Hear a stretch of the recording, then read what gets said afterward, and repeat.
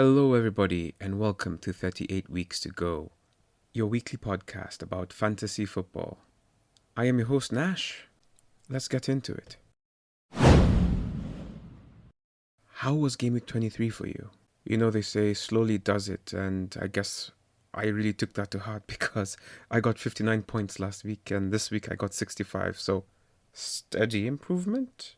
So, for my team, I decided to just stick with Richarlison because I decided that one good turn deserves another.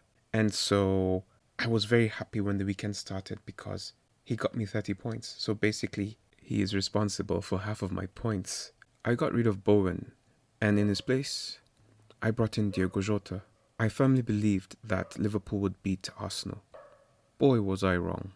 So I ended up in a position where I was hoping that either Haaland or Alvarez wouldn't play because I had 16 points on the bench, Garnacho. And as you all know by now, Man City won 3-1. And Alvarez did nothing, and Haaland got an assist. If you might have happened to watch that game, you will know that Flecken got 10 points, even though he conceded 3 goals. Yes, he did have an assist, but he truly was impressive. He is the only reason that game wasn't 7-1. Alvarez did have good chances and he brought out great saves out of the keeper. Actually, everybody brought out great saves out of the keeper. Only Foden was able to get past him. So it was a bit disappointing if you didn't have Foden. But if you did, well done. That was a great call. The highest earners in my team were my captain, Richarlison, who gave me 30, Trippier, who gave me 9, Palmer, who gave me 8, and then Haaland, who gave me 5. So it wasn't a great day at the office, but it was honest work. The biggest surprise of the weekend was Newcastle 4, Luton 4. I can't lie, I did not see this result coming. Newcastle had beaten Aston Villa just in the game week before, and therefore I thought they had turned the corner and they were now going to be formidable like they were towards the end of last season. And I also thought now Trippier will be back and will be entering an usher of clean sheets and just bonus points for him. Well, technically I wasn't wrong in that Trippier performed. He played well. And as a fantasy fan, he did his job. 9 points, loved it.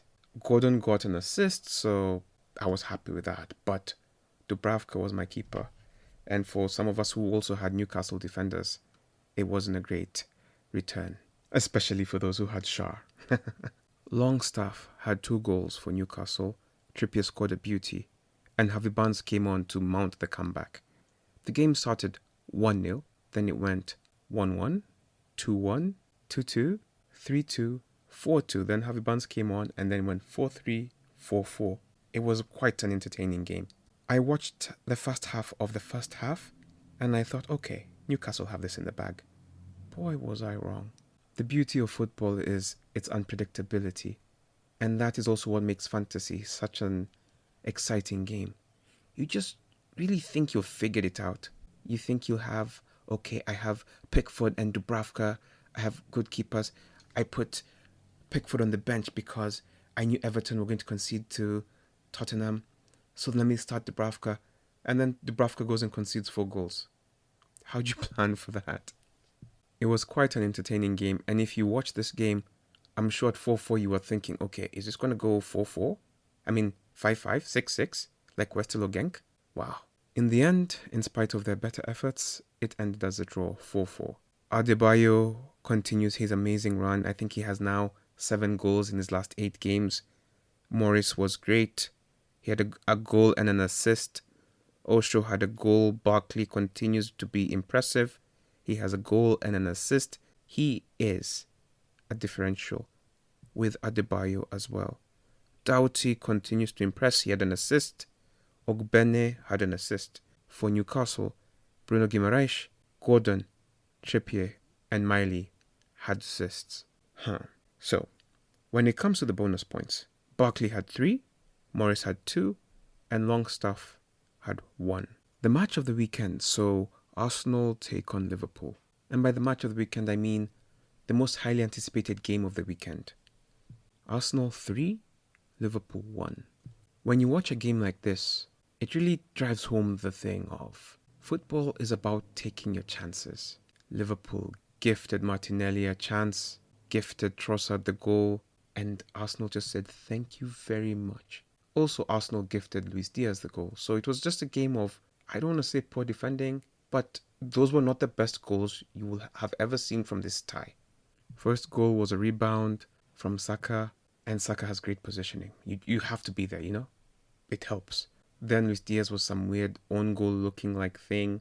Then Alisson and Van Dijk forgot how to talk to each other, and Martinelli was just over there being like, oh, thank you very much, as he slotted it in.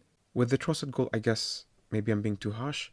It really was a finish in between the legs of the keeper. It's not too often you see that, and Alisson could have done better to prevent that goal, considering how tight the angle was. But I'm happy Liverpool lost. It makes the league more competitive. Well, I don't know about that because Man City have a game in hand, and once they take over the lead, who knows what's going to happen next. Especially now that everybody's back. I had brought in Diogo Jota because in the previous matches, he has either scored or assisted at the Emirates. And now, this is the first time in his Liverpool career that he hasn't scored or assisted at the Emirates. And this is why they say past history is not a guarantee of future results. Don't get me wrong, Arsenal deserve to win this game. And an interesting stat I discovered or uncovered is that only Sheffield United and Brighton have committed more errors leading to an opposition goal than Liverpool. They have committed 7 and Liverpool have committed 5. Martinelli had 3 bonus points. Saka and Trossard got 2. Kai Havertz and Kiwior were the people who gave the assists. And Gabriel got an own goal with an assist from Luis Diaz. I was so happy that I had my good friend Gabriel on the bench for this one, because that -1 would have been painful after that 17 points the previous week. Zinchenko was subbed with what looked like an injury, and so if you're an owner of him like I am, it might be time to move on. I'm probably going to go to Aston Villa's defense. This weekend was an action-packed weekend, and there were only 2 clean sheets, so attackers won the day. The 2 clean sheets came in the Aston Villa vs Sheffield match and the Man United vs West Ham match. Aston Villa won 5-0 and Manchester United won 3-0. Watkins had 3 assists, 1 goal, 3 bonus points. Very straightforward. Best player on the pitch, and he delivered the goods. Moreno, Bailey, McGinn, Tielemans were the other goal scorers. Douglas Luiz was the other person who had an assist in this game. Watkins, like I just said, had the bonus points, all of them. Moreno had 2. Bailey and Douglas Luiz each had 1. In another high-scoring result, I don't know if this is surprising or not at this point, Chelsea 2, Wolves 4. You know, Chelsea always have this type of result in them. So much so, as a Chelsea fan, you just don't know what to expect. They were really generous with Wolves and they gifted them 2 goals. The first 2 goals were just as messy as in the Liverpool game. And by that I mean the Arsenal-Liverpool game. But Wolves were the better team, more organised. They took their chances. Chelsea had chances to make this a high-scoring game as well. But they just couldn't get their ball over the line. Nicholas Jackson missed a glorious chance. Sterling as well could have had the team goal of the season. Chelsea are just Chelsea. Cunha had a hat-trick. This is his first senior hat-trick. And he is a great budget differential. Oh my goodness, that boy carried a lot of teams this weekend. Of course, he had the bonus points. Thiago Silva scored in the dying minute. And Palmer scored for Chelsea, which was great. Because I need all the Palmer points I can get. And he is the best option in Chelsea still. Disasi had an own goal. Cunha had the 3 bonus points. Thiago Silva had 2 and Palmer had 1. Caicedo and Mudryk had the assists for the Chelsea goals, while Ait Nouri, João Gomez and of course Mr. Neto had an assist for Wolves. The top 5 performers of the game week were Foden with 20, Watkins with 18, Cunha with 17, Garnacho with 16 and Richarlison with 15. The top performing goalkeeper was Flecken, who had 10, followed by Onana, who had 8, and then Martinez, who had 7. Onana and Martinez were the only ones who kept a clean sheet. When it comes to defenders, Alex Moreno had 14 points. Dunk from Brighton and Trippier had 9. Thiago Silva and Branthwaite from Everton had 8. Diogo Carlos, Lenglet, Dalot, Maguire, Martinez, Shaw had 6. Lamptey, Robinson, Osho had 5. Martinez got injured for Manchester United and he won't be back soon. We wish him a speedy recovery. Midfield is where the real value was. Foden had 20. Garnacho, on my bench, had 16. Richarlison had 15. Barkley had 13. Longstaff had 13. Gross had 11. Martinelli and Callum Hudson-Odoi had 10. Saka, Harrison had 9. Trossard, McGinn, Tillemans, Palmer, Joao Palhinha had 8. Bailey, Sinisterra, Buonanotte, Hinchelwood had 7. With the forwards, there were only 2 real players of value. Watkins, 18. Cunha, 17. Fofana, the Chelsea boy on loan to Burnley, had 11. Morris had 11 as well. João Pedro, Muniz, Haaland had 8. And Haaland, 4 weeks in a row now. I hope you guys are watching this. Mope as well continues his tremendous form. He had 6. Mateta Adebayo also had 6. The average of the game week was 57 points. So if you had 57 and above, well done. 18 over 24 had over 57. So well done, guys. We're doing really well. The highest points tally in our group fell to Tommy Oladipo. Leeds are going up and Tommy is rising up. He already had 73 points before his captain played. That was just ridiculous. I almost wanted to ask him for the interview then. But out of respect for Manchester City captains, I was just like, let's just see what happens. Number 2 in our group was Thagana Gatheru, manager of He Sleeps Through Storms. Thagana is no longer sleeping. He's waking up. Last week he was the highest, but there just wasn't enough time to ask for an interview. There was only a day between the game week and the previous game week. If you guys remember game week 11, Tommy was the leader that week. He had like 45 points. And I felt 45 points wasn't high enough, but he did amazing. So I am happy that I have the chance to interview him. Ahead of Thagana, we have Maina Kamau, who had 85 points. Well done. He's also slowly climbing up. And just below him is Elvis, who had 82 points.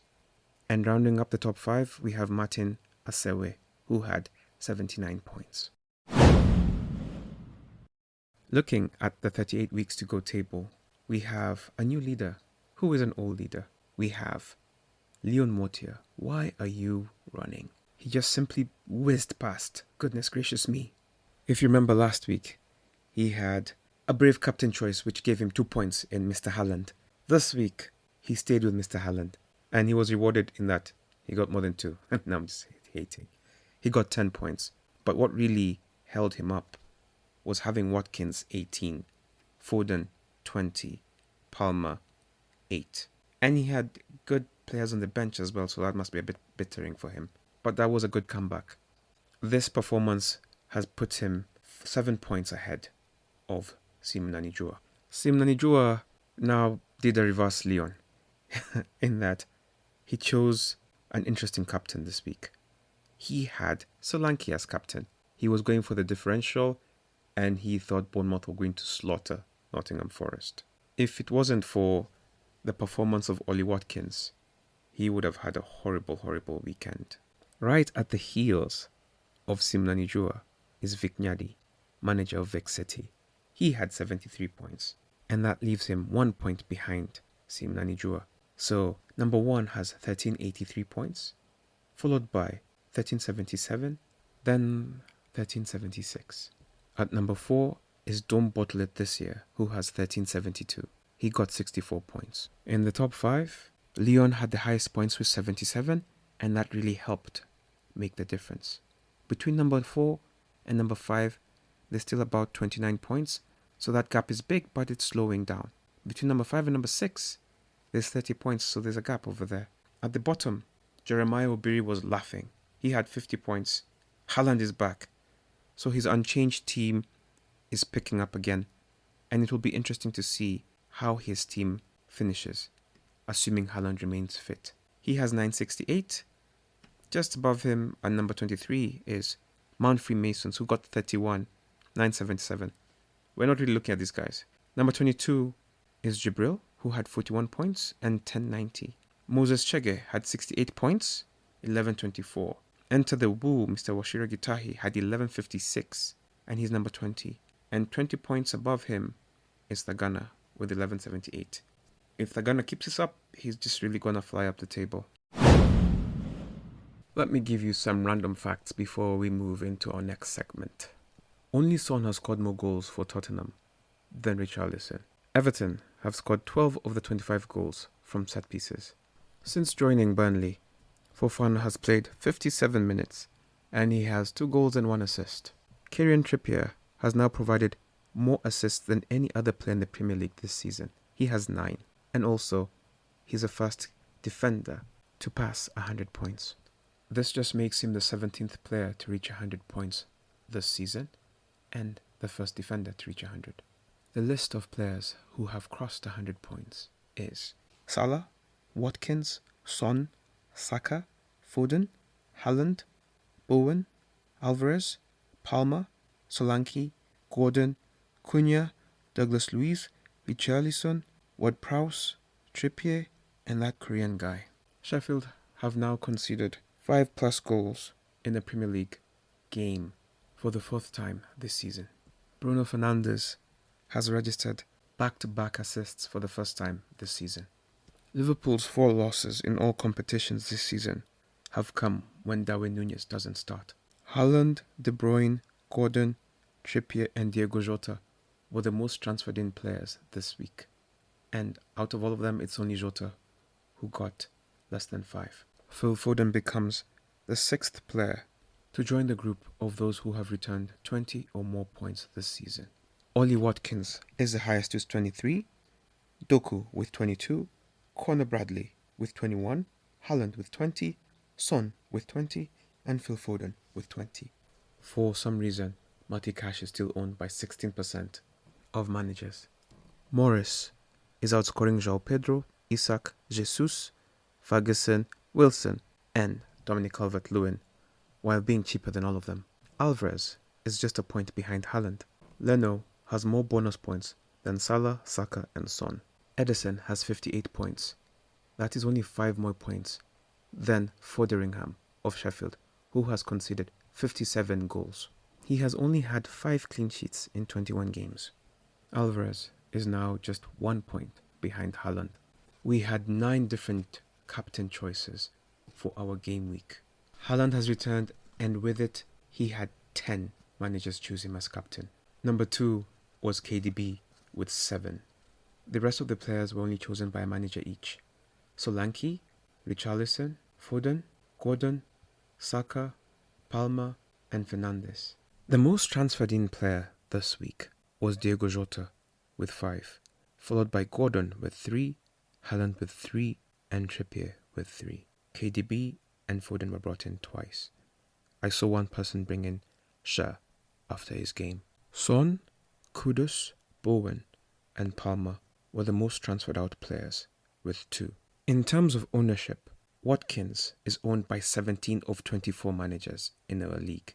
Pedro Porro is owned by 15 managers.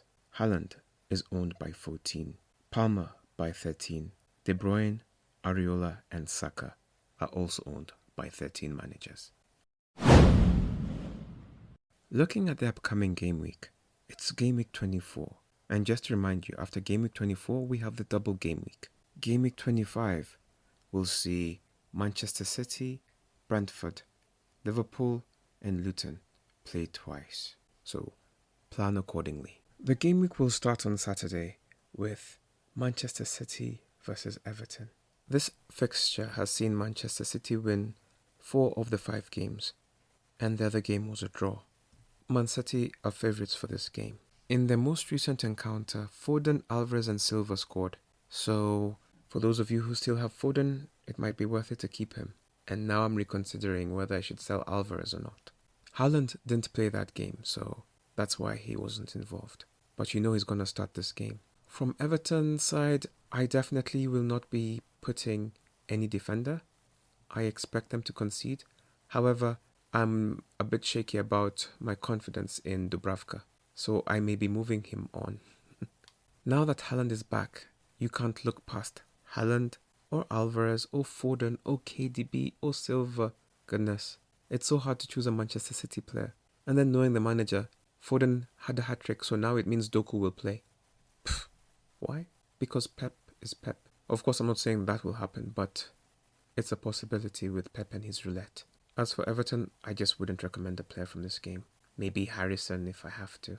After this weekend, Champions League will be coming back. So that might affect Manchester City's starting lineup for the weekend as they look towards Europe, which means we're entering that stage where Europe and the Premier League will be affected by each other. Man City have Everton, Chelsea, Brentford, Bournemouth, and FC Copenhagen. So the games are not necessarily difficult, but with Europe, things always get tricky. Everton somehow drew with Spurs, so I'm not going to rule out that will happen. But after Manchester City, their schedule becomes a bit lighter. They have Crystal Palace, Brighton, West Ham, Manchester United, and Liverpool. So lighter is a bit relative. Fulham versus Bournemouth. In the last 5 encounters, Bournemouth have won 3 matches and drawn 2. So they are favourites for this game. Solanke, Kluivert, Tavernier are your best choices. And now it might be time to look at Senesi as well. Fulham signed Broja in this window that recently closed, and he will be there to help their striking options. So he might be able to help them moving forward. They considered a last-minute goal to Fofana in Burnley's last game, in the last matchup. So it may be interesting to see how they go about this game, because they don't have a good record against them, and they may be trying just not to lose. Of course, they're going to try to win, but you try not to lose against people who you're weak against. So that could mean that it could be a draw. That's what they'll be seeking. Fulham, just like Everton, have a bit of a tricky few matches up ahead. They have Bournemouth, then they have Aston Villa, then Manchester United, Brighton, and then Wolves. So I wouldn't be looking to move into Fulham in the next few game weeks. Bournemouth, on the other hand, have Newcastle, Manchester City, Burnley, Sheffield, and Wolves. Apart from the City game, they already hammered Newcastle the other day, so they can do it again. Why not? And the other games are all winnable. I was thinking of getting off Solanke, but I think I might hold off on that. So for Fulham, the usual suspects. You have, I guess now, Muniz, who scored recently, Joao Paulinho, who scored, Willian, Pereira, Tico Doverig. Moving on to Liverpool versus Burnley. Liverpool are overwhelming favourites in this one. Out of the last 5 games, they've won 4 of them and lost 1. They are in better form and they'll be looking to bounce back after the mishaps that happened in the Liverpool game. Given that it's Burnley that they'll be playing, and they have Europe midweek, and by midweek it's really late week on Thursday, it's possible that they may do a rotation of sorts. However, I would still recommend Diogo Jota, Luis Diaz. I also believe that they will keep a clean sheet. On the other hand, if you're Burnley, if you're looking to gamble, this is the right time to bet on Fofana. After that, Amdouni, Odobert, Lyle Foster. Liverpool have Burnley, Brentford, Luton, Chelsea in their next matches. All winnable games for them. Burnley have no easy games. They have Liverpool, Arsenal, Crystal Palace, Bournemouth, West Ham. Luton versus Sheffield United. This should be an interesting game. I'm going to bring in Doughty. If I was a bigger gambler, I'd bring in Adebayo, but I don't know which striker to remove. Mengi, Osho, Barkley are great options right now. Sheffield have Bereton Diaz, McBurney, McAtee, Hammer. Those are their best chances right now. After the Sheffield match, Luton have tough fixtures up ahead. Manchester United, Liverpool, Manchester City, Aston Villa, and those are all the top teams. Well, apart from Manchester United. Those are all the top teams in the country. Sheffield will just do well not to be hammered.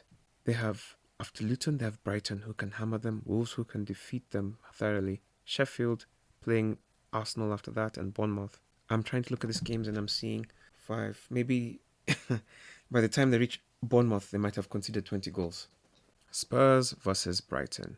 This is going to be an interesting matchup. A London derby. In their most recent encounter, Brighton hammered Tottenham 4-2, and that one's still fresh in my memory. Tottenham beat them the game before that and the game before that. But Brighton won the other game. So Brighton have won 2, Tottenham have won 3. So this is a kind of game that can really go either way. Gross, Dunk, Joao Pedro, Buonanotte are my favourites for this game. Tottenham will have Son back. I'm not sure if he will play, but they're out of the Asia Cup. They lost in the semi-finals to Jordan 2-0. So today is Tuesday night when I'm recording this. So that gives him Tuesday, Wednesday, Thursday, Friday. At least 2 days. It might not be enough for him to start, but definitely enough for him to be in the squad.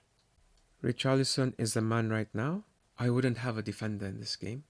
But if there's a Spurs defender you could count on right now, it's Udogie. He has had an assist and a goal in the last 2 games, and Pedro Porro hasn't returned in those 2 games. I'm just putting it out there. Spurs have Brighton, Wolves, then blank, and then Crystal Palace, Aston Villa, and Fulham. These are all games that they can win. Brighton have Spurs, Sheffield, Everton, Wolves, and Fulham. These are all winnable games. It might be time to bring in Gross and crew. Wolves and Brentford.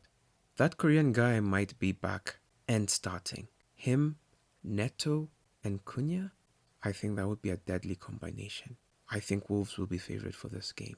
In the last 5 games that they met in the Premier League, Wolves have won 3, drawn 1, and lost 1. I think they will be favourites for this encounter. On the Brentford side, you really have Ivan Toney and Mope. And if you intend to use Brentford players in the double game week, really watch this game to decide whether you would want these players to play against Liverpool and Manchester City. Brentford have Wolves, Liverpool, Manchester City in the double game week, and then West Ham and Chelsea. So it's going to be a tough 5 games for them. Wolves, on the other hand, have Brentford, Spurs, Sheffield, Brighton, and Newcastle. These are all games that they will be able to be competitive in. Nottingham Forest versus Newcastle. Their most recent encounter was when Wood had the hat-trick. Awoniyi is back. They have a new manager. It's a different game. But I still think they have the potential to surprise Newcastle, especially as Newcastle suck being away from home. However, the last time I said that, they beat Aston Villa 3-1. Apart from that recent loss, Newcastle have the better record against Forest. With Newcastle right now, Trippier seems to have recovered his form. Gordon, Longstaff, Harvey Barnes is back, so maybe that will create more options for them going forward. For Nottingham Forest, Callum Hudson-Odoi was their best player in the last draw with Bournemouth. Elanga is back. Awoniyi is back. It's possible that Wood would score. Those are the strongest bets from Forest. Their 3 most recent games have seen them go winless, so it may be suggesting that the new manager bounce is done. After Newcastle, they have West Ham, Aston Villa, Liverpool, Brighton, and Luton. Those are all tough games for them, so I wouldn't be encouraging people to be moving into them in the next few weeks. After the Forest game, Newcastle have Bournemouth, Arsenal, Wolves, and Chelsea. Given how Newcastle have been playing of late, it's hard to know whether these are winnable games or all losable games. West Ham versus Arsenal. West Ham beat Arsenal the last time they played, and it was a good game. Outside that, Arsenal have the better record, and they should be favourites for this game, and they will be looking for revenge. They will be away from home, so it will not be easy. But West Ham have been having a bit of a dip in their form, and so they can be gotten at. In fact, the last game that West Ham won was against Arsenal. They have not won a game since that last game. West Ham, after Arsenal, will have Forest, Brentford, Everton, and Burnley. So those will be kind fixtures for them to be able to regain their form. Bowen, Kudus, James Ward-Prowse. Actually, James Ward-Prowse at the top. Those are the best chances from them. For Arsenal, you have Saka, who can't seem to stop scoring, Martinelli, Jesus, Odegaard, Havertz. After West Ham, Arsenal have Burnley, then the Champions League, Then they have Newcastle, Sheffield, Brentford, Chelsea. So it will be a bit of a tricky stretch for them. Aston Villa versus Manchester United. Manchester United have won 2 games, drawn 2, and lost 1. So it's looking like it's going to be in Manchester United's favour, especially given the recent encounter where Aston Villa went 2-0 up and suddenly lost 3-2. Garnacho had 2 goals in that game. That is actually the reason he's in my team. So he will be starting for me this week. If you're looking to get into Manchester United, Haaland, Garnacho, Rashford, maybe Onana, those are the best chances. For Aston Villa, Watkins, McGinn, Bailey, maybe Diaby, Douglas Luiz, those are your best chances. Aston Villa will be at home, and they have been difficult to beat at home. They lost to Newcastle recently, but I'm sure they'll be wanting to revenge. Aston Villa have Manchester United, Fulham, Forest, Luton, Spurs. Those are all winnable games. Manchester United have Villa, Luton, Fulham, Manchester City. So it's going to be tricky at the end, but it may be soft in the middle.